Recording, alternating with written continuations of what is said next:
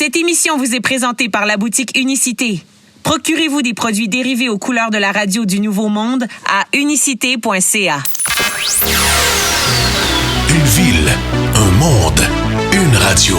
Unicité, la cité des hits. Unicity Radio. Salut, ici Amélie Paul. Ici Dan Pilon.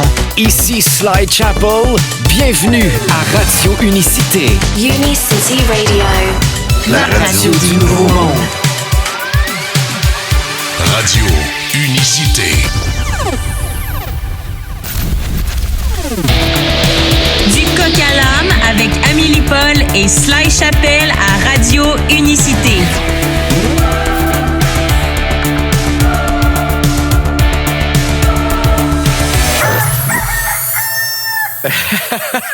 Lundi 26 septembre, 16h, c'est la grande première de notre émission du coq à l'âme. Bonjour à ma co-animatrice adorée, Amélie Paul. Bonjour, Sly Chapelle. Ça commence bien, ça commence avec un fou rire. C'est merveilleux. Ben, c'est parce que c'est le coq qui m'a fait rire.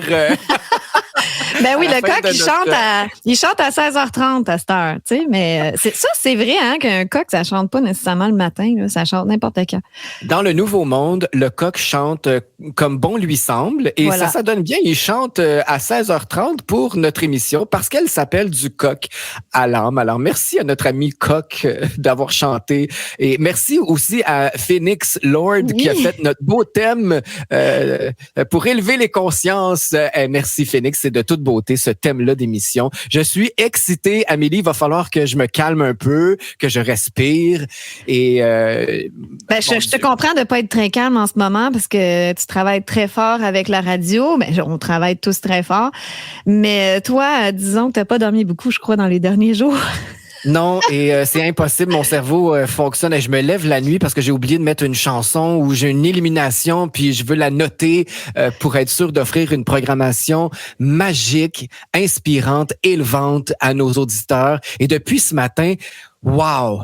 Le nombre de messages positifs, je palpe l'excitation de la part du public et j'en suis ravi. Merci tout le monde d'être au rendez-vous. C'est un projet important et il est fait pour vous. C'est magnifique de voir la réception qu'on a depuis le début de la journée. Oui, je sens que les gens sont prêts pour ça. Et en tout cas, moi, je l'étais prête. Et je dois t'avouer que j'ai les petits papillons et je suis stressée pour cette première, mais aussi pour notre invitée aujourd'hui, que c'est une invitée de marque, c'est une légende au Québec. Je te laisse en parler davantage, mais moi, la recevoir, c'est tout un honneur. Ben, en fait, je suis tellement honoré qu'elle ait accepté de faire partie de notre première émission. Moi, tu sais, Amélie, j'ai quelques coups de cœur, j'ai quelques bons amis dans l'industrie. Et tu sais, quand on a des amis en affaires, c'est une toute autre chose. Hein? On parle de d'autres sujets et c'est des décisions différentes là, quand on a un ami puis quand on gère quelque chose. Donc, elle aurait très bien pu dire Sylvain, je t'aime, je t'apprécie, mais ça sera pas possible de faire une entrevue. Vous êtes pas encore connu. Peu importe les raisons. Ouais. Cette femme extraordinaire que je connais depuis plusieurs années a accepté d'être notre première grande vedette invitée. Et sans plus tarder, je vous dévoile que c'est l'inspirante et la légendaire Jo Bocan qui sera notre invitée à l'émission d'aujourd'hui. N'est-ce pas merveilleux, Amélie? Ben oui, parce que plusieurs, comme moi, devaient la connaître puis même écouter sa musique. C'était très bon. Plusieurs hits dans les années 80, fin 80, 90. Ben, je chante encore d'ailleurs. Mais peut-être que certaines personnes n'ont pas remarqué que ses textes étaient très engagés, avant-gardistes, controversés même. Mais c'était une lanceuse d'alerte, là, ni plus ni moins, là, qui était juste plusieurs années d'avance. Elle était toujours avant-gardiste. Elle a toujours été avant-gardiste. Je me rappelle, là, elle parlait des femmes voilées avant même que ça soit un sujet d'actualité puis qu'il y ait de la controverse ici au Québec, mais partout dans le monde. Et elle disait vouloir repartir à zéro et refaire le monde en 1980. Donc, c'est quelque chose. Elle parlait de créer un nouveau monde. Dans les années 80. Créer un nouveau monde, carrément, là.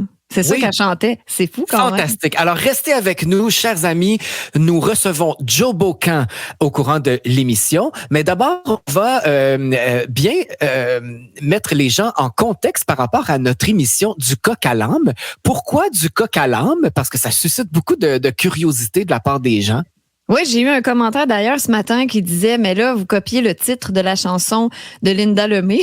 Eh bien, je dois avouer que on était en train de faire un live. Puis là, soudainement, ça m'a popé dans la tête du coq à l'âme. Et là, moi, je pensais que j'avais une idée de génie, là, une intervention divine, parce que je trouvais ça vraiment hot comme idée. Parce que nous, on passe toujours dans nos émissions, dans les lives qu'on fait sur les réseaux sociaux au matin d'Amélie, on passe souvent du coq à l'âne. Alors, Oui. moi, je me suis dit, vu qu'on veut faire une émission élevante, connectée, eh bien, on va appeler ça du coq à l'âme. Et là, hey, on était pâmés sur ce titre. Mais finalement, après quelques recherches, on s'est rendu compte que c'était une chanson de Linda Lemay, effectivement. Une très belle chanson du coq à l'âme. C'était aussi le titre d'un balado québécois à saveur spirituelle, plutôt chrétienne aussi. Oui. Important de mentionner que, justement, la tradition chrétienne a repris l'emblème du coq pour illustrer la résurrection. Alors, une autre symbolique du coq ici qui est intéressante. Oui. Le coq, il symbolise aussi, du coq à l'âme, il symbolise la ponctualité et la fiabilité. Alors ça, c'est quelque chose qu'on doit travailler. Pas la ponctualité, mais rester dans les temps, parce que des fois, on s'emporte. Oui. Mais ce que j'aime particulièrement du coq, c'est qu'il annonce l'arrivée de la lumière. Donc, par extension, c'est celui qui annonce la libération, le passage des ténèbres à la clarté. Donc, ce qu'on veut faire d'ailleurs à l'émission, mais aussi, c'est l'époque actuelle. On est à l'ère de passer de justement des ténèbres à la clarté. Le coq, c'est aussi l'emblème de la résistance et du combat. Hein? On sait qu'il y a des combats de coq. Alors, bien qu'on veut passer au-delà de la guerre, de la résistance et du combat, mais quand même, on doit avouer qu'on est des petits moutons noirs des fois, donc ça nous représente bien. Et bref, c'est vraiment le coq le parfait animal pour annoncer le nouveau monde, la lumière, qui se lève et les ténèbres qui se terminent. N'est-ce pas merveilleux quand même? Quelle belle synchronicité. J'adore. Tout s'est mis en place de façon naturelle et correspond à notre mission, correspond à notre beau projet. Alors voilà, bienvenue tout le monde à l'émission du coq à l'âme. Et justement, comme clin d'œil, puisqu'on se l'est fait mentionner, on va écouter justement cette merveilleuse chanson de Linda Lemay, du coq à l'âme, à Radio Unicité. On est de retour tout de suite après. C'est une belle chanson, hein, du coq à l'âme, avec Linda Lemay à Radio Unicité pour bien partir cette nouvelle émission. C'est la première aujourd'hui. Et c'est ce que j'ai toujours aimé de Linda Lemay. Les paroles sont très songées, sont très poussées. Et c'était formidable comme métaphore. Oui, elle raconte tout le temps moi aussi, tout le temps des petites histoires, le fun. Moi, j'ai toujours aimé sa chanson « Je veux pas de visite ». C'est tellement drôle, ça. Mais c'est un coup de cœur. Hein? Moi, c'était au nom de toutes les frustrés du monde entier. Oui, mais ça, c'est cathartique. Écoutez, Linda Lemay. Mais pour revenir du coq à l'âme, parce qu'on passe du coq à l'âne tout le temps, je voulais aussi rajouter que le coq, c'est symbole de fierté. Donc, on pourrait dire que le coq, c'est l'ego et du coq à l'âme, donc on passe de l'ego à l'âme. C'est aussi symbolique de l'ère actuelle, là, de ce qu'on est en train de vivre. Donc, notre titre d'émission, il veut tout dire, hein, du coq à l'âme, de la nuit au jour, des ténèbres à la lumière, de la job à la maison, parce que c'est l'émission du retour, et on ressuscite, hein, le coq symbole de la résurrection.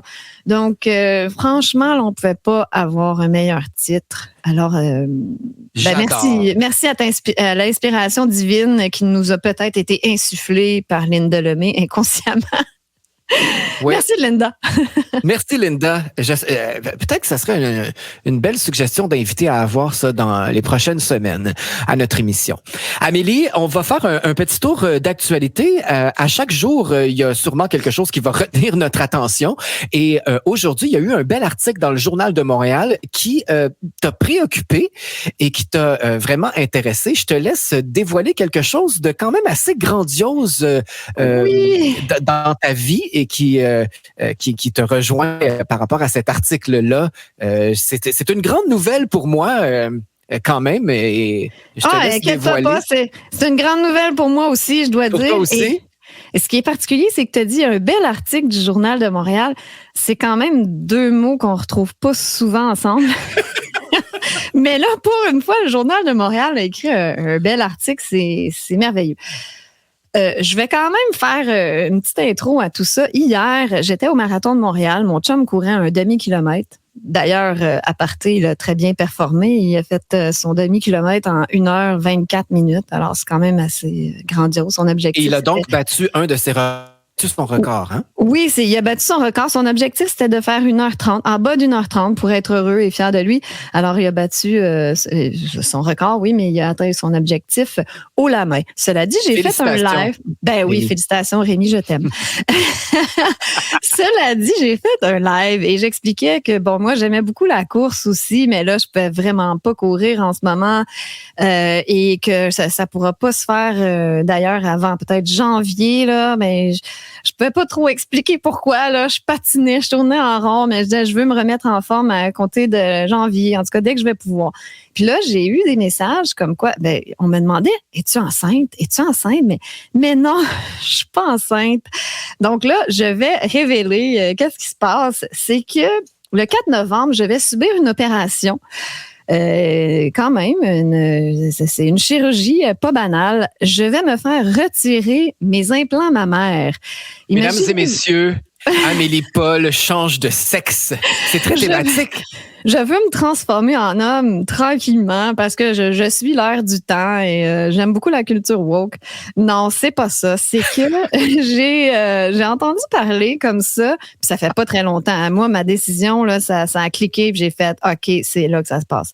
Je dirais ça fait 2 mois peut-être, je suis tombée sur un article qui parlait de la maladie des implants mammaires et ça l'a résonné en moi. Pourtant, j'ai déjà entendu, même mon chum me dit « Je t'en avais déjà parlé il y a quelques années que tes problèmes de santé, c'était peut-être à cause de ça, puis tu m'as pas écouté. » Écoute, je me repens, Rémi.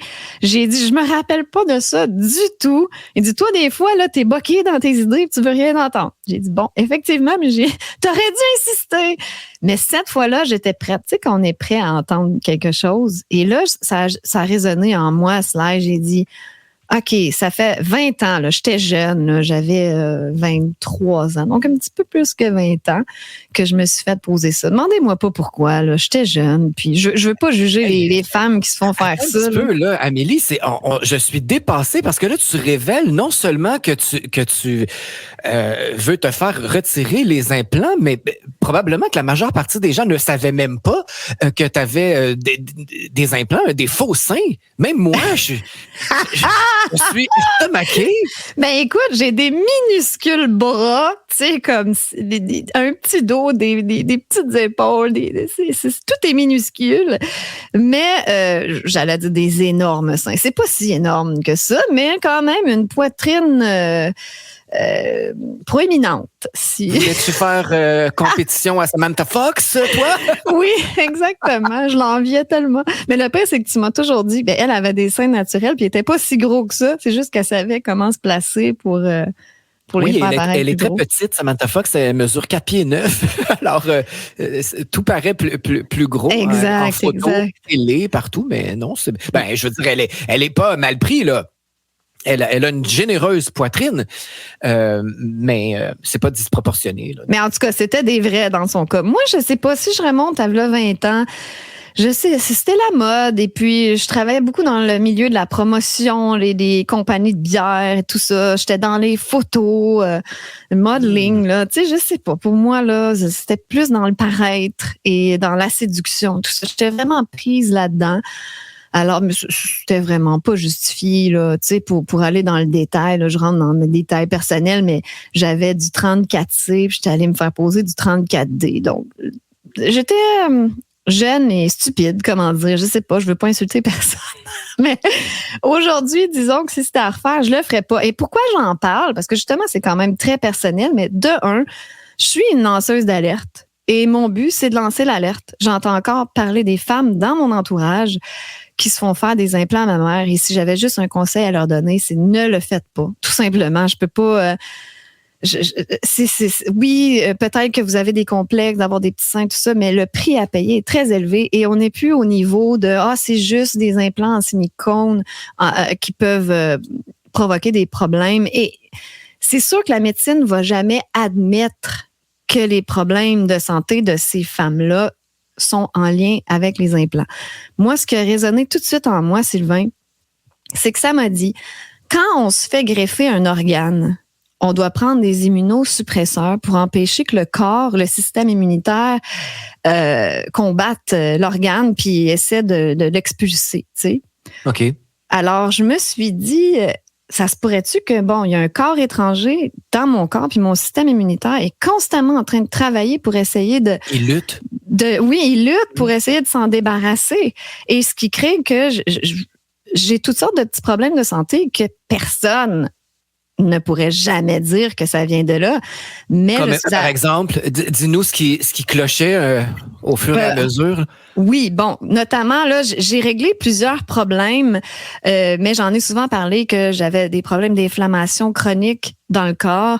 J'ai encore quelques problèmes digestifs. Je dois faire très attention à ce que je mange, de pas faire des combinaisons explosives là, au niveau digestif, là, des aliments qui vont pas ensemble. Je mange peu, je mange juste le soir parce que ça m'aide au niveau digestif d'avoir l'estomac vide.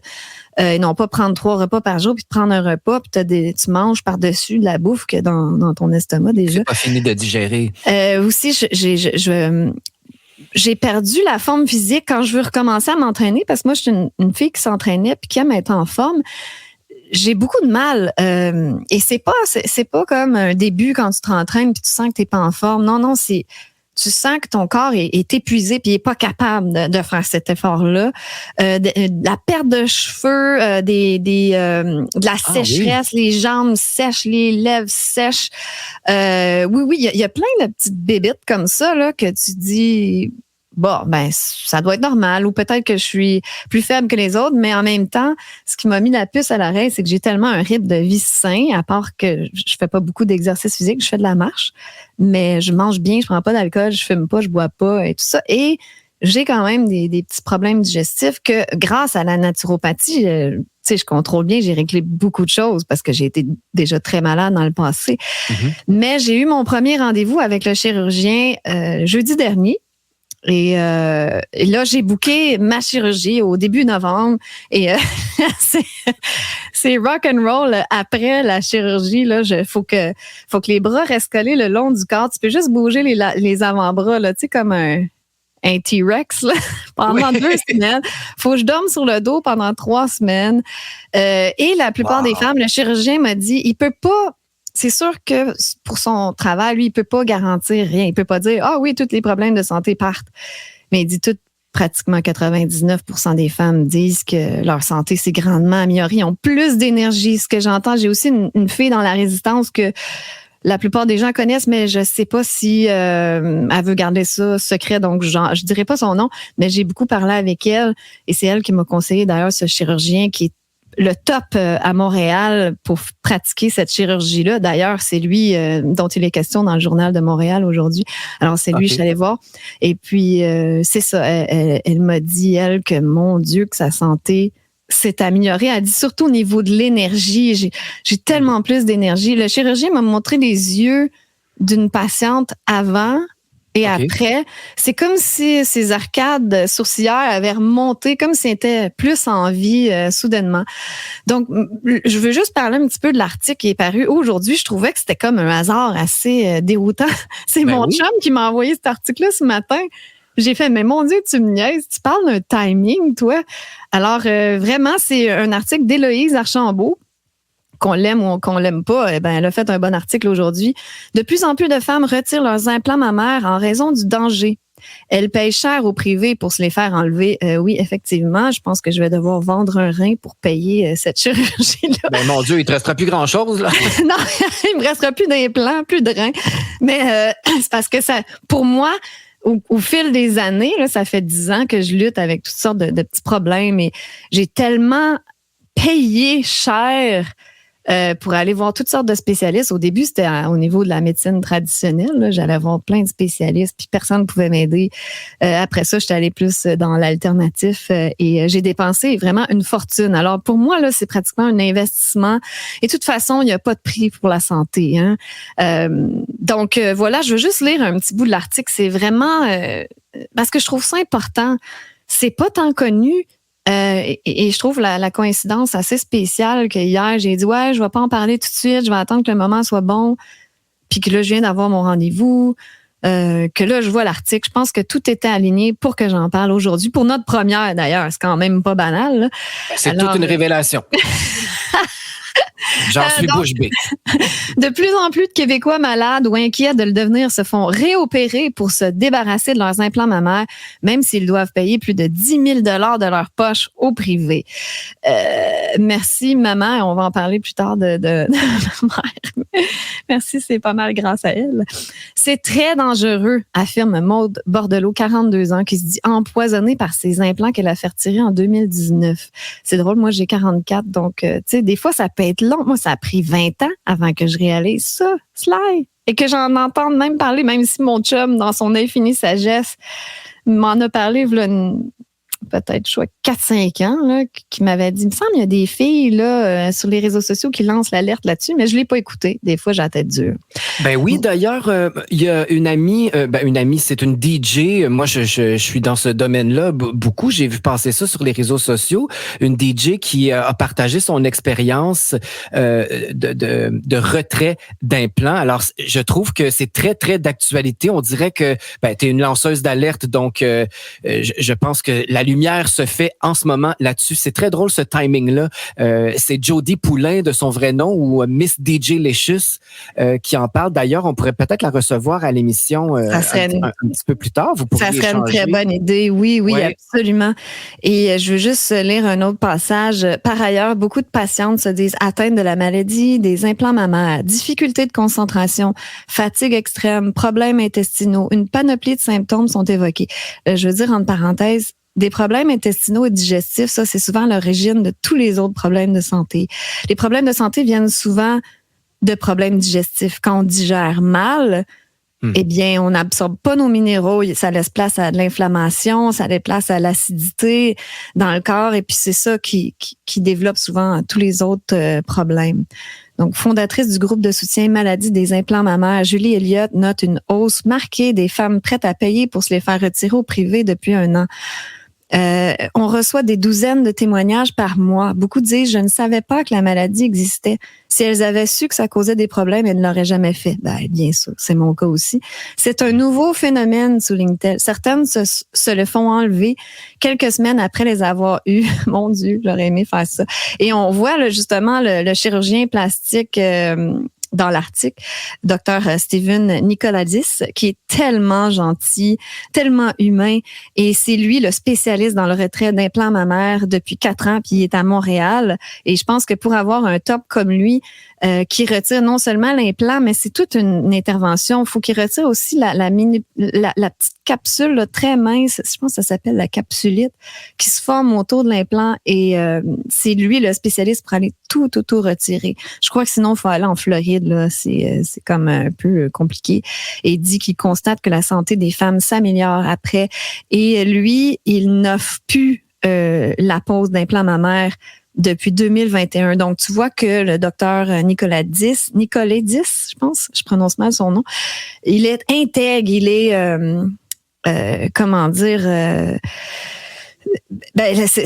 Il est con, je sais pas c'est quoi le mot que je cherche, mais voilà, intègre. Il respecte ses valeurs. Il sait que ça crée des problèmes de santé, donc il va pas. Il est conscient. Il est conscient de ce que ça cause. Et on voit qu'il n'est pas là nécessairement pour l'argent parce qu'il pourrait faire autant de l'autre côté en posant les implants qu'en les retirant.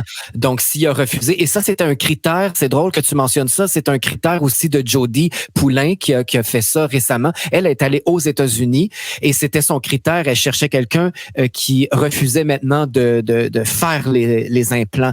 Alors, c'est bien choisi. C'est ça, parce que tu peux pas te faire enlever les implants par un chirurgien qui en fait puis qui sait que ça cause des problèmes. Tu sais qu'il est pas intègre, le gars. Là. Il manque de conscience à quelque part.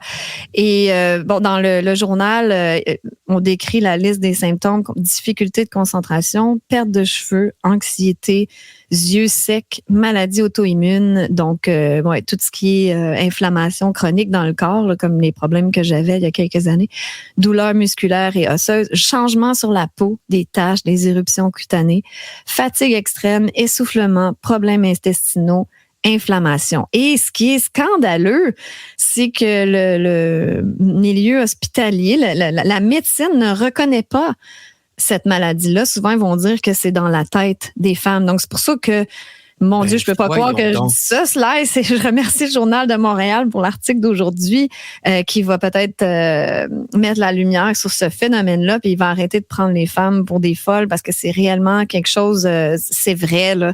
Et on va voir. Moi, en tout cas, je me porte cobaye pour vous de vous faire un compte rendu après mon opération, puis les changements que je vais vivre. Donc, on fera le suivi si vous voulez. Ça va être très intéressant de te suivre dans cette aventure-là et si ça peut en inspirer d'autres. Amélie, c'est ça notre mission et nous sommes dans une ère de vérité. Alors, on dévoile les mensonges, on enlève tout ce qui est pas naturel, tout ce qui est fake, excusez-moi l'expression anglophone, mais tout ce qui n'est pas vrai doit disparaître et ça, c'en est un très, très bon exemple. Ah oui. Amélie, le temps file, on n'est pas en live, on peut pas faire 3 heures comme on fait habituellement ensemble. Tu as raison. On va aller en musique parce que j'ai très, très hâte de recevoir notre invité et de vous partager toute l'inspiration que cette femme nous a légué depuis plusieurs années. On reçoit Joe Bocan dans quelques minutes. Pour le moment, eh bien, vu que tu nous as partagé ton expérience de retrait d'implant mammaire, je pense que la prochaine chanson te convient. Tu vas pouvoir levitating. Ouais, là maintenant, je vais être plus légère. Je vais pouvoir léviter. Tu vas être légère. Alors, Amélie va léviter dans les prochains mois, mesdames et messieurs. Voici Dua Lipa à Radio Unicité. Du coq à l'âne avec Amélie Paul et Sly Chappelle à Radio Unicité.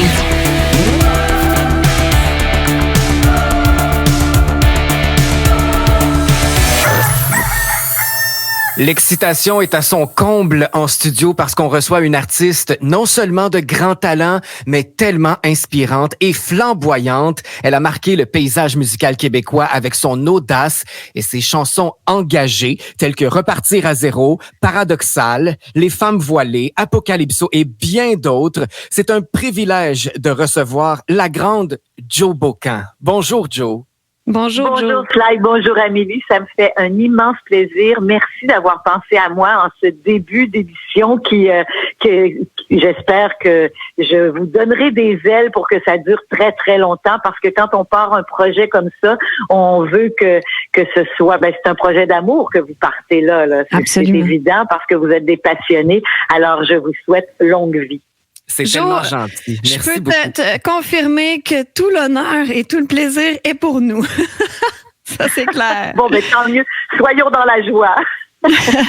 Moi, t'as marqué mon adolescence et je veux juste spécifier, j'étais vraiment une grande fan et puis je faisais des cassettes vidéo avec toutes les hits de ce moment-là, mais toi, Dieu seul sait que tu en avais beaucoup de hits. Alors, toi, ta musique a vraiment bercé mon adolescence. J'aimais beaucoup Femmes voilées, évidemment, Repartir à zéro, Apocalypso, mais à ce moment-là, je réalisais pas la beauté et la qualité de tes textes. J'étais un peu jeune pour comprendre, j'imagine, mais c'était vraiment avant-gardiste, visionnaire et controversée même. Est-ce que tu étais perçue comme une chanteuse controversée à cette époque-là? Controversée, oui.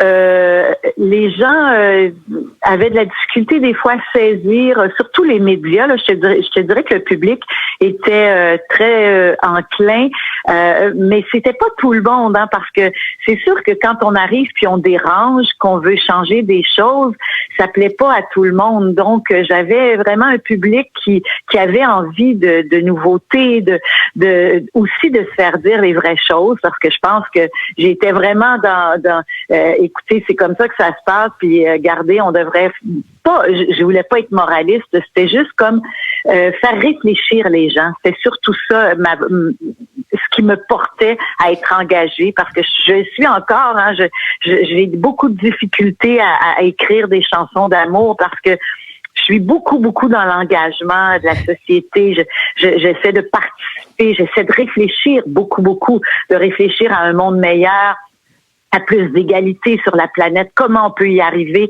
J'écoute beaucoup la jeunesse, parce que je trouve que cette jeunesse a des idées formidables. Nous, les bébés boomers, on a eu des bonnes idées, mais on a perdu un peu de ces idées-là à travers notre vie. Et je pense que les jeunes doivent continuer à rêver et à espérer un monde meilleur, et de pas laisser tomber ça au cours de notre vie, parce qu'on est tellement des fois défocusé de tout ça. Et là, tu vois, je pars. Je suis dans un engagement total à tous les instants. Et là, c'était pas ça ta question, mais je suis partie. Donc, mais c'est parfait, Jo. Non, mais c'est tellement. Ah, vas-y. C'est tellement pour ça qu'on t'a invité, Jo, parce que on peut pas se le cacher, là, depuis 2 ans et demi, on vit dans un chaos.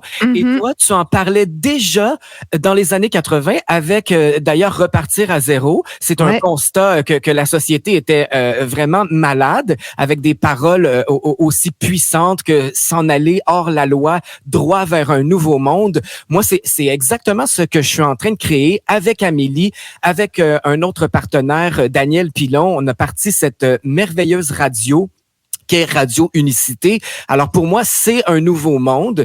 Et d'ailleurs, si tu me le permets, avant qu'on poursuive notre belle discussion, parce que je te sens enflammé et c'est tellement inspirant, on va écouter ton grand succès Repartir à zéro pour s'imprégner de ce nouveau monde-là, et on revient tout de suite après dans quelques minutes. Bravo à vous. Bref, merci. Quelle belle chanson avec Joe Bocan, Repartir à zéro. Et pour bien débuter notre saison du Coq à l'âme avec Amélie Paul, on reçoit nul autre que cette légende québécoise, Joe Bocan. C'est spécial, Joe, que ce soit une chanson dans les années 80 qui est autant d'actualité aujourd'hui. Qu'est-ce que ça te fait de savoir que, en fait, la société n'a pas vraiment changé, si on veut? Ben, je t'avoue que c'est un constat assez triste, parce que tu vois, il y a cette chanson-là, mais il y en a beaucoup. Si on regarde une chanson, et s'il était trop tard, que j'ai écrit justement dans les début des années 90, et j'ai fait un clip, et à la fin du clip, c'est un extrait d'un livre d'Hubert Reeves où il dit, écoutez, il nous reste 25 ans. Et si on n'agit pas tout de suite, on va être dans un immense chaos. Et on n'a pas réagi. Même si beaucoup d'artistes parlaient de ça, beaucoup de scientifiques et tout ça, on n'a pas réagi. Et là, on tombe dans un chaos. On tombe dans la nature qui nous dit, hey, allez-vous faire quelque chose. Et la nature est plus forte que nous. La nature va survivre à nous. Mais moi, j'aime les humains. Alors, j'ai envie qu'on survive avec la nature, qu'on soit des gens qui vont avoir respecté. Mais on a une grande difficulté parce qu'on aime le confort. On aime être dans ce qu'on a appris à être. Mais il faut tellement désapprendre. Et c'est avec tout ce qu'on désapprend qu'on se reconstruit d'une façon tellement belle et tellement solide. Alors, on a du chemin à faire, mais ça demande beaucoup de nous-mêmes. Et il faut laisser aussi tomber nos égos et s'en aller dans un mouvement collectif qui va nous unir et non nous désunir, dans un respect. C'est pas facile, parce que, tu sais, c'est bien facile à dire, là, je parle, c'est des beaux mots, mais mon Dieu, qu'il y a tellement des réflexions à avoir, parce que on a tous des cultures différentes, on a tous des mondes qui s'opposent, et à travers ça, c'est à travers ça qu'il faut trouver une beauté et l'union de tout ça. Et je t'en parle, puis moi ça me crée une boule dans la gorge parce que ça va être quelque chose de tellement grand si on y arrive, mais si on n'y arrive pas, il y a quelque chose qui s'effondre, et c'est pour ça qu'il faut être plus fort que tout ce qu'on a appris. Il faut être plus fort et réapprendre à être.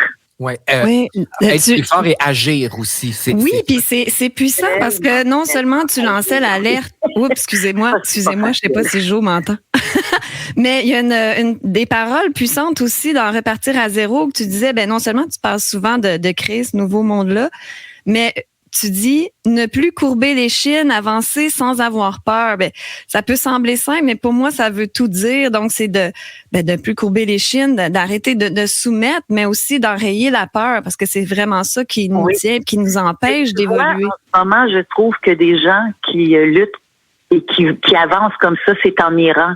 Si on regarde ce qui s'est passé avec la jeune fille qui a été assassinée, qui a été tuée, et les femmes qui vont dans la rue, et les hommes aussi qui appuient ces femmes-là, écoute, c'est incroyable le courage qu'elles ont de se rendre dans la rue et de manifester avec un système qui est contre eux. Ils risquent leur vie et ils y vont. Et je trouve que cette image-là, dans cette chanson-là, c'est ça, ne plus courber les chines, avancer sans avoir peur. Et je lève mon chapeau en ce moment aux Iraniens et Iraniennes qui vont dans la rue se combattre justement les idées envers les femmes voilées, entre autres. Alors, le courage est immense sur la planète. Il est immense, mais le contrôle et le pouvoir est encore plus grand. Alors, il faut combattre ce pouvoir et y arriver. Et j'admire tous ceux qui le font. On peut dire que tu étais une lanceuse d'alerte très, très avant-gardiste. Parce qu'on parle des lanceurs d'alerte aujourd'hui qui essaient de réveiller les gens, mais toi, ça fait longtemps que tu le fais. Ben oui, mais je suis une petite lanceuse d'alerte, mais je veux dire que les grands lanceurs d'alerte se font souvent, on ne les écoute pas, hein. C'est les plus grands en ce moment sur la planète, mais on les écoute pas. On se ferme les yeux parce que ça nous dérange trop. Mais les plus grands lanceurs d'alerte, je les admire profondément. Mais tu as trouvé la recette parfaite parce qu'à travers des textes de chansons, ça passe beaucoup mieux. Peut-être que c'est plus subtil, c'est pas tout le monde qui va s'attarder au texte, mais c'est une façon plus douce de passer des messages sans se faire censurer ou sans se faire oui, mais je passe des messages, mais j'essaie aussi de faire rêver les gens. Vous savez, je suis une personne qui aime mettre beaucoup de costumes, j'aime ça, avoir des clins d'œil. Ben oui, par rapport à c'est vrai. Je veux pas rester, je le sais que moi, là, je suis bien fatigante parce que je suis une personne qui est très, comme je vous disais, engagée, j'ai beaucoup de discussions avec mes enfants, avec des jeunes. Je suis pas juste des jeunes, hein, j'ai des discussions avec des gens de tout âge, mais je suis beaucoup là-dedans. Mais en même temps, je me donne la permission de faire rêver les gens, d'avoir des clins d'œil, de sourire, d'avoir de l'humour à travers tout ça. Et moi, c'est ça, c'est les costumes. Quand je suis sur scène, j'apporte ça aussi. C'est ce que je veux parce que on doit pas toujours être dans oh mon Dieu, il faut faire ça. Non, il faut alléger tout ça parce que c'est avec le rêve et l'espoir qu'on arrive à réaliser vraiment ce qu'on a profondément dedans de soi. Alors, il y a tout ce côté-là de fantaisie que j'ai. Et c'est quand ta première question, puis je vais arriver à y répondre, quand j'ai commencé ma carrière, c'était ça qui était difficile parce que les gens voulaient quelqu'un d'engagé avec un col roulé puis qui allait dire les choses sérieusement. Et moi, j'étais pas ça. Puis je le suis pas dans la vie parce que j'aime beaucoup rire. Je suis une personne lumineuse qui j'aime ça, déconner. Moi, des fois, je m'assois dans le lit avec un de mes fils puis là, on peut écouter des vidéos juste pour rire puis on se raconte des affaires puis mon fils Samuel et moi, je parle un anglais vraiment pas très bien et là, on se met, il fait semblant de m'interviewer en anglais et on s'amuse, on rit comme des fous et j'ai tout ce côté-là que les gens connaissent peut-être un peu moins mais quand j'ai commencé ma carrière, c'est ça qu'on m'acceptait pas, le côté, et mon Dieu, elle a des costumes, elle arrive avec des choses très sexy, mais elle nous parle de la fin du monde et de l'engagement vers l'environnement. Voyons donc, ça n'a pas de bon sens. Oui, ça a du bon sens parce qu'on n'est pas juste une couleur, hein, on est plusieurs couleurs. Et c'est pour ça que parfois il y a des gens qui se disaient non. Et d'autres disaient oui. Alors, c'est ça. Ça m'amène à parler justement, parce que quand je t'entends parler, c'est le vidéoclip Apocalypso. Oui, je pense à ça aussi. Oui. Très controversé dans les paroles, mais visuellement, dans le vidéoclip, il y a de la nudité. En fait, j'ai jamais fait de vidéoclip d'Apocalypso. Ce que vous voyez, c'est une émission que j'ai été enregistrée dans les grandes vacances avec Dominique Michel. Ah, des extraits, ouais. Oui, ça s'est retrouvé comme un vidéo d'Apocalypso, mais je veux dire, c'était pas une vidéo du tout. C'était vraiment une émission de télé que j'ai fait. Puis oui, je suis allée à la mer, je voulais faire des prises, puis j'ai perdu mon costume de bain, puis on gardait ça. Mais tant qu'à moi, il n'y aurait pas eu cette image-là du tout dans ce clip-là. Mais c'est vraiment une émission que j'ai été faire avec Dominique Michel. Puis, tu sais, quand tu es en vacances, oui, ils ont réussi. Je me souviens, c'était Louis Plamondon qui avait réalisé ça. On avait fait aussi Déserteur qui était magnifique parce qu'on avait été sur une île avec des voiles. C'était beau. Mais si j'avais réalisé un clip avec cette chanson-là, ça aurait été différent. Là. Mais c'est vraiment pas un clip, c'est vraiment pas une vidéo qui a été conçue pour cette chanson-là. Mais est-ce que ça avait créé un petit scandale à ce moment-là? Je me souviens pas. Non, c'est parce que je trouvais ça. C'était pas un clip officiel, mais c'était quand même provocateur pour l'époque. Là, aujourd'hui, ça passerait dans du beurre probablement. Mais à ce moment-là, c'était quand même. Je me rappelle vraiment pas si ça avait créé. Non, je pense pas. C'était les grandes vacances. Ça passait le dimanche soir. Moi, je dis que tout ce que Joe Bocan a fait, ça a été controversé, ça a été scandaleux. Ah oui, ça a été controversé, mais probablement. Tu sais, écoute, moi, j'ai pris une photo de moi en allaitant mon enfant, et puis les gens comprenaient pas. Même des gens de mon âge me disaient à l'époque, là, j'avais dans la trentaine, pourquoi t'as fait ça? Puis je leur disais, c'est la chose la plus naturelle au monde. Pourquoi on doit se cacher pour le faire? Juste parce que c'est des seins, puis les gens pensent que c'est juste de la sexualité des seins. Non. C'est en Afrique, ils se cachent pas pour allaiter leurs enfants. Voilà. C'est naturel, c'est la vie. Exactement. On doit fêter la vie. Arrêtons de voir ça comme quelque chose de « oh non, il faut se cacher ». Non, moi, je me suis jamais cachée quand j'ai allaité mes enfants. Non, ça allait pas, il y en était pas question. Pour moi, c'était le plus naturel possible. Ça fait partie de la beauté de la nature. Les animaux vont se cacher pour allaiter tu vois, un chien, ces petits chiots s'en vont là au sein de leur mère, puis c'est beau. Tellement pourquoi vrai. Quand c'est l'humain? Oui, quand c'est l'humain, ça devient comme oh non, c'est sexuel, il faut cacher ça. Non. Pour moi, non.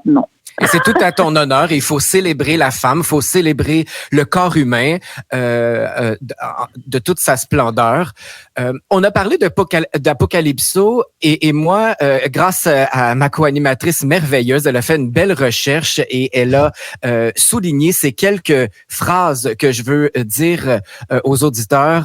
Moi, je vivais sans faire de bruit, sans déranger le moindre atome. Je faisais l'amour sans mon permis pendant qu'on préparait ma tombe. Aujourd'hui, je vis sans compromis. J'ai déplafonné ma pensée. Je me promène dans ma galaxie. Je passe ma vie à l'inventer. C'est tellement beau. Si beau et ça me ressemble, ça me rejoint. Et j'ai envie qu'on l'écoute à l'instant. Apocalypso de Joe Bocan. Oui, je voudrais juste dire une petite chose. Vous savez que Repartir à zéro et Apocalypso, c'est pas moi qui ai écrit ces chansons-là. Il faut le souligner, c'est Daniel Faubert qui a écrit Repartir à zéro et Robert Campeau qui a fait le texte d'Apocalypso. Je les ai assumés tellement que tout le monde croit que c'est moi. Moi, j'ai écrit Les Femmes voilées, j'ai écrit beaucoup de mes textes, mais ces deux textes-là, je les ai pas écrits et je remercie ces auteurs-là parce que pour moi, quand j'ai entendu Apocalypso et Repartir à zéro, j'ai fait, c'est moi qui dois chanter ça. Il y avait pas de parole. C'est clair. T'as dû tomber en amour. Tu sais, c'est tout par rapport au sida. Hein. Je faisais l'amour sans mon permis pendant qu'on préparait ma tombe. C'est beaucoup relié au sida, hein, ces phrases-là. Wow. Et déplafonner ma pensée, c'est tout ce que j'ai dit en début d'entrevue, se reconstruire. Alors, je les assume complètement, ces chansons. Merci. On écoute Apocalypso, Joe Bocan à Radio Unicité. C'est merveilleux. Apocalypso, Joe Bocan, elle est avec nous en plus. Quel honneur de la recevoir à notre première émission du Coq à l'âme avec ma collègue, ma co-animatrice Amélie Paul. Joe, on t'écouterait parler toute la journée tellement tu nous fais du bien. Tu es inspirante et en plus, tu es de retour sur scène avec non seulement toute ta splendeur, toute ta beauté, autant physique que vocale. En fait, le vocal, c'est physique aussi. Ouais. C'est tellement excitant de te retrouver sur scène avec Marie-Carmen et Marie-Denise Pelletier. Quel merveilleux trio. J'aimerais que tu nous parles de ce beau concept qui s'appelle Pour une histoire d'un soir. D'où vient cette idée de vous rassembler les trois à offrir un merveilleux spectacle? Bien, en fait, c'est Martin Leclerc qui a eu l'idée de nous réunir. Et je te dis que c'est un beau voyage de vie. Moi, je peux même pas m'imaginer qu'un jour ça va s'arrêter parce que à toutes les fois qu'on fait un show, on a tellement de plaisir. C'est tellement le bonheur. C'est incroyable ce qu'on vit. On remercie l'univers à chaque fois qu'on est sur scène, les trois filles. Juste avant le spectacle, on se tient par la main en arrière, là, puis je sais pas qu'est-ce qui se passe. C'est comme une gratitude de la vie. Je peux pas l'expliquer. Je peux juste dire que il y a une union qui se fait entre nous trois, entre les musiciens, les techniciens. Et là, quand ça part, cette union-là se fait avec le public. C'est des moments de grâce. C'est vraiment des moments de grâce. L'autre jour, tu sais, je parlais avec Marie-Denise, puis j'ai dit, Marie-Denise, je sais pas qu'est-ce que je vais faire quand ça va s'arrêter, ce spectacle-là. Je sais pas comment je vais vivre tellement on a du plaisir, comment c'est le bonheur et d'accueillir ce public qui vient nous voir. Il y en a qui viennent pour Marie-Denise ou moi, mais là, ils s'en foutent. Là. Ils veulent juste nous entendre les trois. Et ils tombent il y a comme quelque chose qui fait que ça se passe. Je sais pas comment expliquer ça, mais je te jure à chaque soir.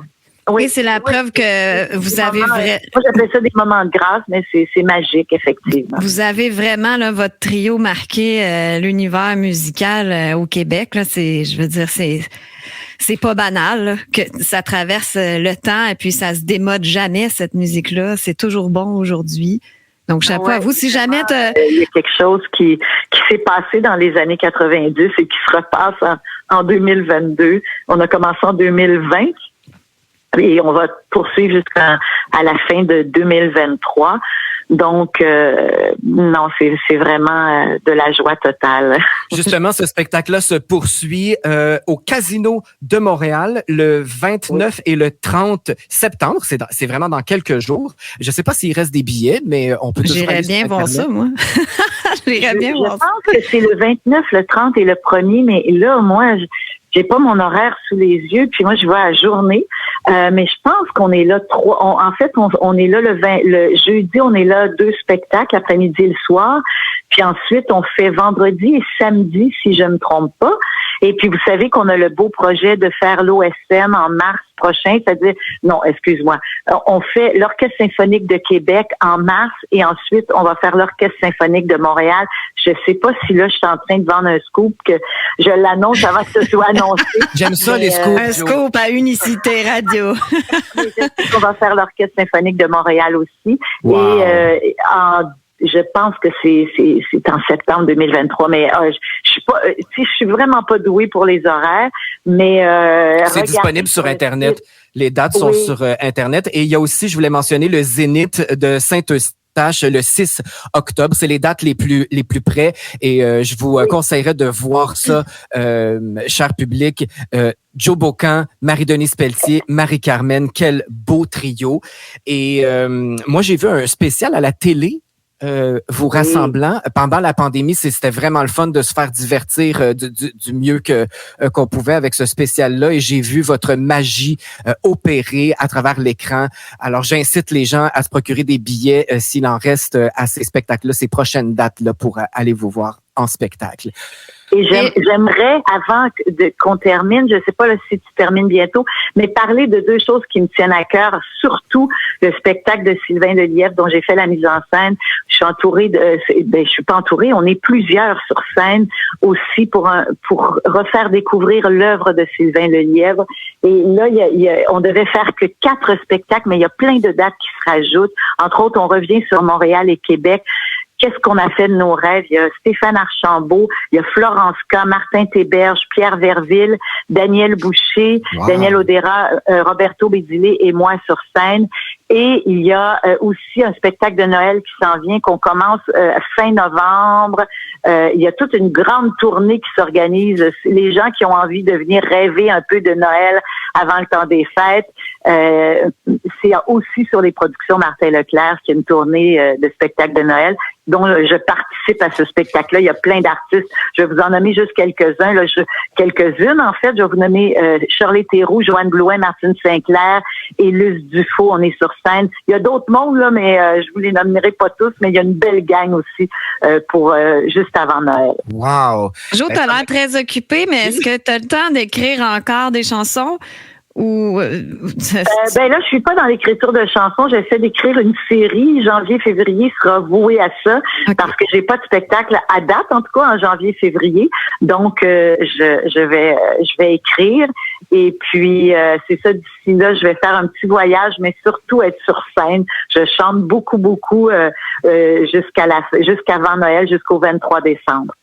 C'est merveilleux de te voir aussi active et quel honneur tu nous as fait de bien commencer notre émission. C'était la première du Coq à l'âme avec ma co-animatrice Amélie Paul. Avant de terminer, je voudrais dire aux gens qu'il y a une belle compilation de tes plus grands succès qui est disponible, qui s'appelle Est-ce que tu m'aimes encore? C'est bien ça, Joe? Exactement. Oui, alors tous les grands succès, Repartir à zéro, Paradoxal, Ces femmes voilées, il y en a plein de belles chansons. Vous pouvez vous procurer ça sur toutes les plateformes numériques. Est-ce qu'il existe un CD?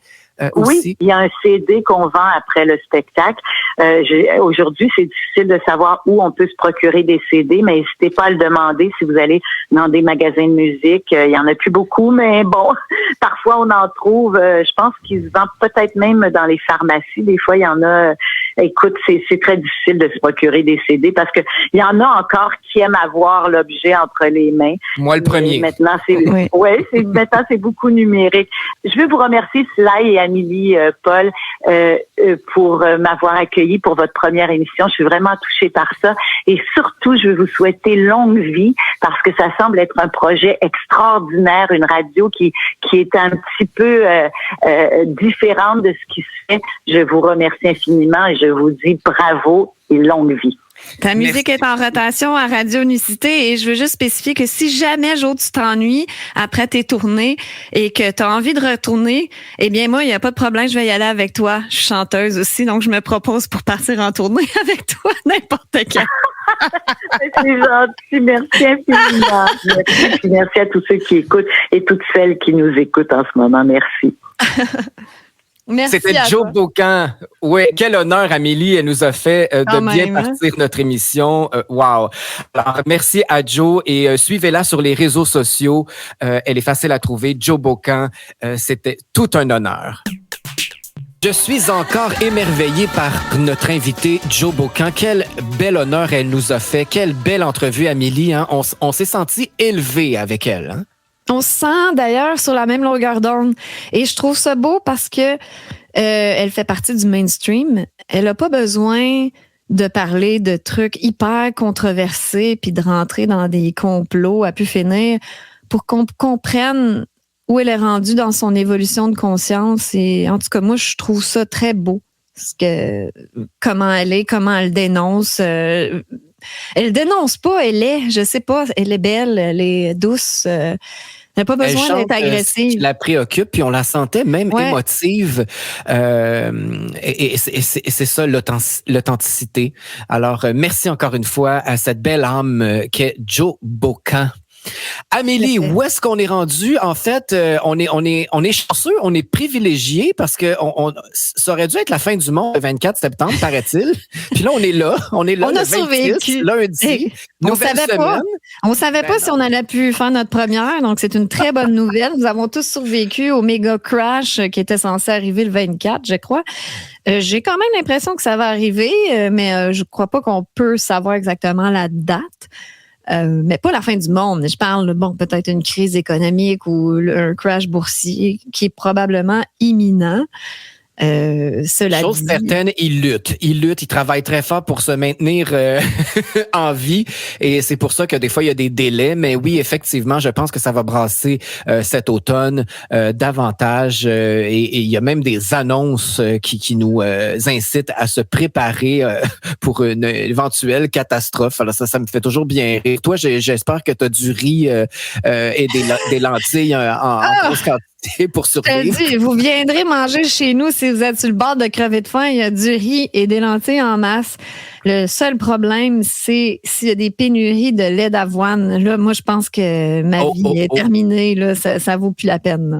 Oh là là. Alors, on va prier pour que pour rester en vie et puis que tout se passe bien. Mais là, septembre, on est là et c'est très significatif d'être en onde le 26 septembre. Amélie, je pense que tu as quelque chose de spécial à nous dire à ce sujet-là. C'est une date très symbolique pour moi. Non seulement c'est l'anniversaire de naissance de notre radio, on va se souvenir pour toujours que Radio Unicité, ça a commencé le 26 septembre, date très importante pour nous, pour l'équipe, pour je pense pour les auditeurs aussi.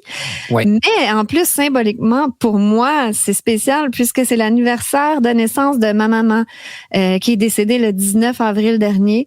Donc, c'est sa fête aujourd'hui. C'est sûr que c'est un moment émouvant pour moi. D'ailleurs, je vais probablement aller faire un petit tour à sa pierre tombale aujourd'hui encore symboliquement parce que je sais bien qu'il est partout autour de moi, que j'ai pas besoin d'aller là, mais je sais pas, ça a quelque chose de spécial d'aller directement là où elle est enterrée.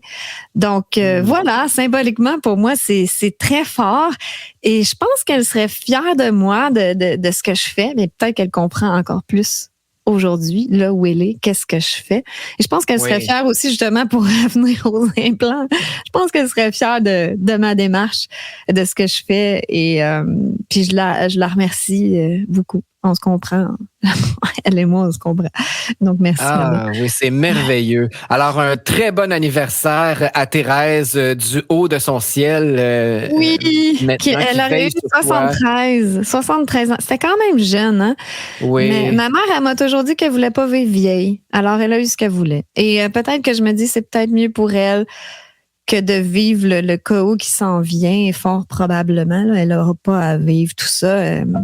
Ça, c'est un autre sujet. Hein, c'est tellement... moi là, cette histoire là de personnes âgées, les CHSLD, ça m'a vraiment perturbé parce que je me dis, plus on vieillit, plus on est vulnérable, puis on doit bien s'occuper de ceux qui ont défriché pour nous, ceux qui nous ont tout appris, ceux qui ont pris soin de nous. Et ça me fait un petit pincement au cœur. Et tu sais, Amélie, on a ça en commun. Hein. Moi aussi, j'ai perdu ma mère. Je l'ai perdue. C'est drôle. C'est pas le bon terme. Je l'ai pas perdue, mais elle est décédée. On la perd. Ouais, dans le sens. Ouais, on la perd. C'est vrai. Perte, hein? C'est vrai que c'est une perte. Ça fait 6 ans. Ça a fait 6 ans au mois de mai. À la fin mai, mon Dieu, j'en perds mes mots. Je suis émotif parce que je sais ce que tu vis en ce moment. Ça me rejoint, ça me fait revivre ce que j'ai vécu aussi. Et je les sens très présentes. Nos deux mamans doivent veiller sur nous et nous protéger, nous féliciter, être fiers de nous, de ce beau projet-là. Alors là, on tombe dans les émotions. Donc, j'en ai perdu le fil de ce que je fais. Mais tu as raison de dire, de faire un clin d'œil. Je sais pas si on peut appeler ça un clin d'œil là, aux personnes âgées. Pour personnes âgées qui... Oui. C'est ça ma petite consolation. c'est qu'ils n'ont pas à vivre cette maltraitance. Et moi, j'aurais gardé ma maman à la maison. Je le sais que c'est pas possible pour tout le monde de garder leurs parents à la maison s'ils ont des problèmes de santé et tout ça. Puis on se dit que on paye tellement cher d'impôts qu'ils devraient prendre bien soin de nos personnes âgées, investir dans leur bien-être, bien les nourrir, bien s'en occuper. Je trouve ça très malheureux et j'espère qu'il va y avoir de la lumière faite sur cette abominabilité. Ouais, ça ressemble à ça. Ça ressemble à ça. Je pense que je vais me taire, là. J'invente des affaires qui se peuvent pas. Mais écoute, je sais pas comment dire ce que je veux dire. C'est pas la faute des centres, des résidences. J'imagine qu'il manque de personnel. Je sais pas, mais ce qui me déchirait le cœur dans les derniers temps de ma mère, elle était dans une résidence où c'était des chics personnes là, qui étaient là, mais moi, je me rendais compte, là, j'allais voir ma mère tous les jours, puis je me disais, mais j'allais la faire manger, mais si j'allais pas la faire manger, personne l'aurait fait. Je me disais, mais elle pouvait pas manger par elle-même dans les derniers temps, donc. Puis je me dis, il y en a qui doivent être seuls, puis qui doivent être laissés à eux-mêmes, et je trouve ça épouvantable. Et c'est pas on voulait que soit qu'elle déménage chez moi ou chez ma sœur. Ma sœur était mieux installée, donc elle disait déménage chez moi, mais ma mère voulait absolument pas. Elle avait peur de nous déranger, elle avait peur de briser notre couple, elle avait peur, donc elle voulait rien savoir. Donc c'est pour ça qu'elle voulait aller en résidence. Mais heureusement, c'est triste à dire, mais ça n'a pas été long. Tu sais, ça s'est fait très rapidement. Puis elle n'a pas eu à vivre ça longtemps. Mais wow! Désolée, c'est quand même assez récent encore. Oui, mais, on est dans nos émotions. Là. Moi, je t'écoute, puis ça me... les derniers jours là, de ma mère à l'hôpital. Et puis, je pense que les gens qui travaillent dans ce milieu-là, ils sont très bien intentionnés. Ils veulent faire du bien, ils veulent s'en occuper. C'est le système qui est malade et personne fait quelque chose pour ça. On aime mieux mettre de l'argent en propagande pour faire vacciner les gens, mais c'est pas ça la santé. C'est pas ça. C'est de prendre soin des gens parce que quand on va bien, mentalement, on va bien physiquement aussi. C'est le monde à l'envers. C'est vraiment le monde à l'envers. Puis c'est ça que je dénonce le plus et ça nous met dans tous nos états. On va alléger un peu le tout en leur dédiant une belle chanson.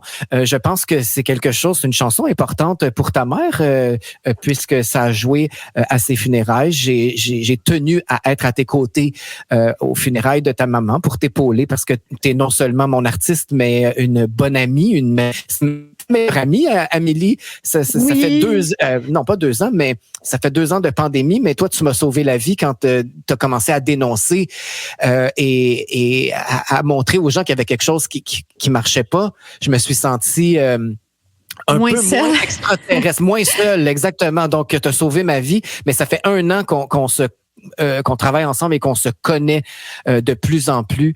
Alors, j'ai pu assister aux funérailles de ta maman, lui dire un au revoir, même si je l'ai pas connu. Et cette belle chanson a joué. C'est Alléluia. Et j'aimerais ça que tu nous la présentes et que tu la dédies toi-même à ta maman. Oui, c'est Alléluia, oui, qui a joué aux funérailles de ma mère. D'ailleurs, je veux te remercier d'être venue. C'était une surprise. Quand tu es arrivée, j'étais tellement touchée, je savais même pas que tu viendrais.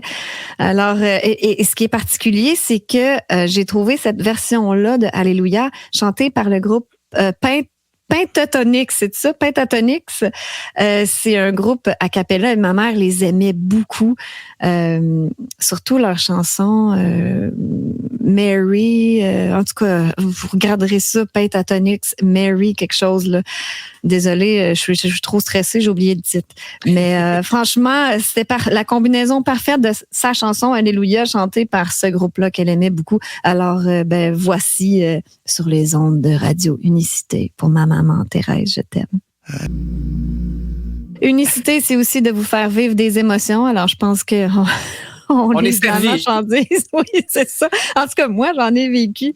Moi aussi, j'ai été débalancé là. Alors, on s'excuse, mais non, on s'excuse pas. C'est ça le naturel. C'est le vrai, c'est le naturel. C'est des fois que c'est pas parfait. Il y a des défauts. Des fois, on bafouille, des fois, on se trompe, des fois, on pleure, et puis on va rire aussi. Ben, c'est ça, Radio Unicité. Exactement. Mais là, ce qu'il y avait de spécial, c'est qu'on a tous les deux perdu notre maman. J'ai perdu aussi aussi mon père, moi, encore plus jeune, j'avais 16 ans. Donc, c'est sûr que quand tu parles de ça, là, ça brasse en dedans, puis ça s'est transmis sûrement à travers la radio. Alors, et plusieurs personnes ont dû raisonner avec ça. Il y a beaucoup de monde qui ont perdu des parents dans les 3 dernières années, même avant. Mais là, j'ai bien averti mon père, je l'ai interdit de mourir. Donc, voilà. T'es capable, toi. T'es toute puissante, alors... Ouais. Il est éternel, non? Il est éternel, immortel. Donc, voilà, j'ai dit non, tu n'as pas le droit de quitter ce monde. Et moi, je te dirais de le chérir et de prendre soin de lui et de passer des beaux moments. Et c'est ce qu'on devrait tous faire avec nos proches.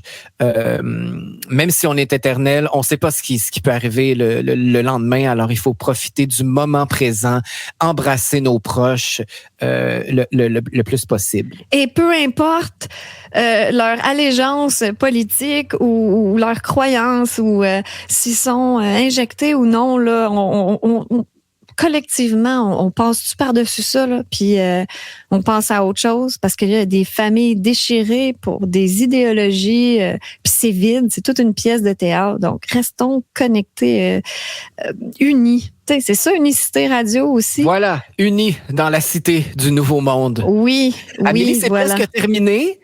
Mon Dieu! Oui, ça a passé vite. Ça a bien été, hein? Ah oui, je suis contente. Je pense que je vais être un peu plus relax là, pour les prochains jours. La première, la glace est brisée. C'était très particulier de recevoir une sommité comme Joe Bocan comme première invitée. Et c'est pas fini, hein? C'est pas fini parce que dans les prochains jours, prochaines semaines, je vais vous gâter. On va se gâter avec des invités de marque, des invités que vous aimez, que le public québécois connaît bien. Mais on est écouté en France, on est écouté ailleurs, partout dans le monde, en Belgique, en Suisse, même aux États-Unis. Je ne sais pas s'ils nous comprennent, mais on a des auditeurs de partout dans le monde avec de la musique très variée là, dans notre programmation. Donc, c'est vraiment magique de partager tout ce qu'on a à offrir aux gens. Ce n'est que le début de cette belle aventure-là. Donc, on va s'ajuster et s'améliorer. Oui, je veux te féliciter pour ta programmation musicale qui est excellente. Ah, merci. Oui, et puis on voyage à travers les années. Ça rappelle des beaux souvenirs. C'est super, des belles découvertes même. Et franchement, bravo pour tout ce que tu fais. Merci, j'invite les gens... je le pense vraiment. Merci pour cette collaboration avec toi aussi. Et j'invite les gens à aller visiter unicité.ca et rajouter Unicité sur tous les réseaux sociaux. Là, si vous voulez nous suivre puis vous tenir au courant de ce qui se passe, n'hésitez pas à commenter, nous envoyer vos suggestions, peu importe. Vous pouvez aussi visiter /appel.com pour suivre Slash sur ses réseaux à lui. Puis moi, c'est ameliepol.com.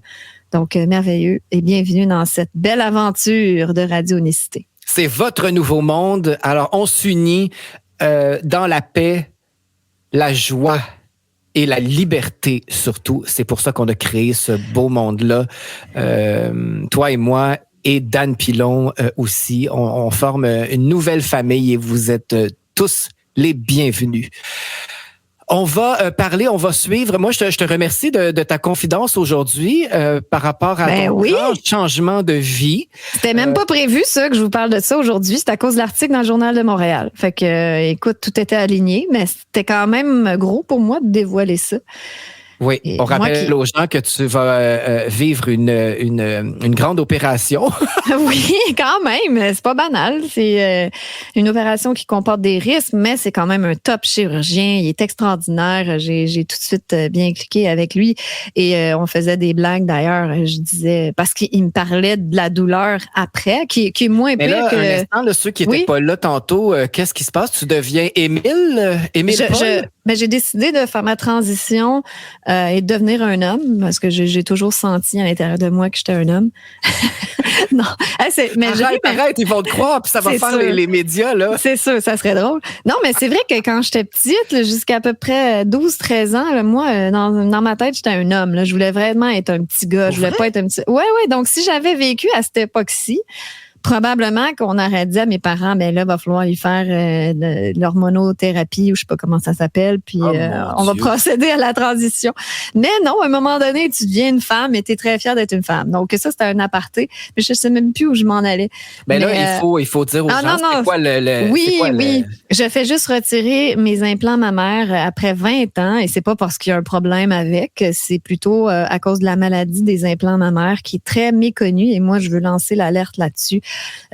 S'il y a des femmes qui se questionnent, qui aimeraient se faire poser des implants mammaires, mais je vous le déconseille très fortement parce que ça peut créer par la bande plusieurs problèmes de santé que vous verrez jamais le lien et les médecins vont jamais non plus dire que ça a un lien avec ça. C'est comme, c'est pas encore reconnu par la médecine et on pense un peu pour des débiles quand on parle de ça. Mais ce chirurgien-là que je vais voir... Il est au courant, lui. Lui, il est au courant, bien sûr. Il ne fait plus d'implants mammaires parce qu'il reconnaît les dangers lui-même. Voilà. Et d'ailleurs, on en parle dans le Journal de Montréal ce matin. Donc, je trouvais la synchronicité intéressante, d'autant plus je me suis dit que là, peut-être qu'il va y avoir plus de demandes pour des rendez-vous.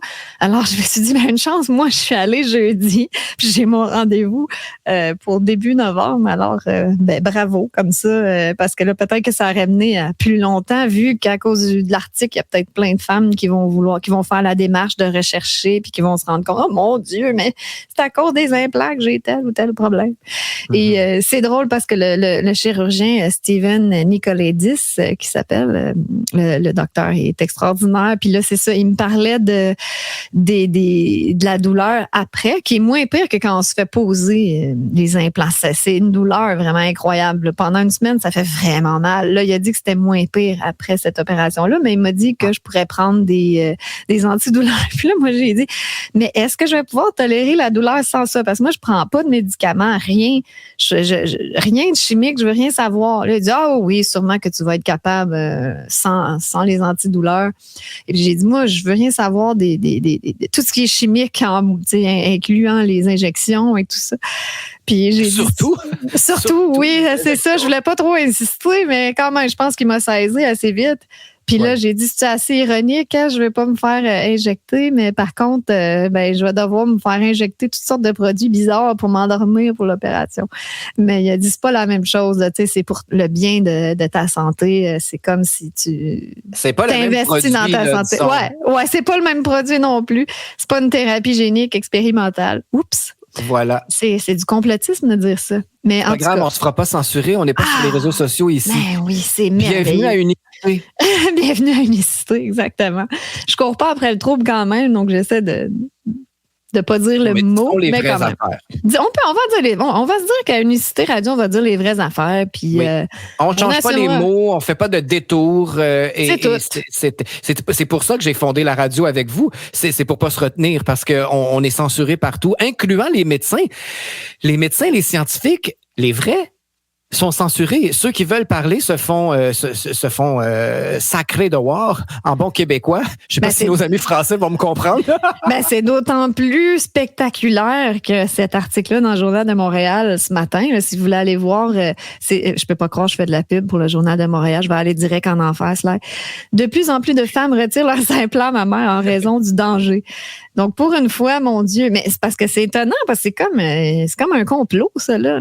C'est comme s'il perpétue une théorie du complot. À l'équilibre aussi dans le monde, parce que dans le temps, là, avant cet épisode de covidienne, là, les médias servaient de lanceurs d'alerte aussi, nous avertissaient des dangers de peu importe quoi. Je me rappelle même à TVA, au bulletin de nouvelles, ils disaient que les vaccins étaient dangereux, avaient causé beaucoup de problèmes chez les enfants, beaucoup de problèmes d'autisme. C'est parti où, ça, exactement? Moi, ce que je pense, c'est que faire retirer les implants mammaires, ça n'impacte pas vraiment les pharmaceutiques. Donc, au contraire, il faut acheter des antidouleurs puis tout ça quand on fait l'opération. Donc, je sais pas. Mais pourtant, ils perdent beaucoup tu sais, parce que ça crée tellement de maladies que c'est un gros marché. Dans le fond, là, faut pas se leurrer. L'économie mondiale est beaucoup basée sur la maladie aussi, là. Le fait que les gens sont pas en santé, sont malades, oui, c'est très, très lucratif. C'est pour ça que les pharmaceutiques sont extrêmement puissants. Là. Tu sais, c'est les banques, les pharmaceutiques, c'est très, très puissant au niveau mondial. Donc voilà. Sans parler des contrats entre des contrats de corruption entre eux et qui s'entraident et propagent leur Puis, je sais pas si on a encore du temps, Sylvain, mais ça revient aussi à dire, là, parce qu'on faisait des farces que je voulais devenir trans, là, c'est vraiment pas le cas. Mais les hommes, les femmes trans, donc les hommes qui veulent devenir des femmes, ben souvent doivent se faire poser des implants. Et ils doivent faire de l'hormonothérapie. C'est très dangereux pour la santé. Je connais rien là-dedans, mais est-ce que c'est vraiment des implants ou c'est des hormones qui font que les seins poussent naturellement? Il y a peut-être un des deux. Il y a peut-être, oui, c'est peut-être qu'il va avoir comme l'estrogène va développer ça, mais moi, je suis persuadée que pour faire une bonne job, ils vont faire des implants, puis les femmes, ils vont, je sais pas, se font poser des pénis ou je sais pas quoi, les hommes se font enlever leur pénis. Mais tout ça, je pense que c'est encore de dit pénis à la radio? Ah, je m'excuse. Vagin, pénis, pénis. On va briser la glace tout de suite. Vulve, vagin, pénis, pipi, caca. Bon, c'est fait. La glace est brisée. Ouf! On se libère.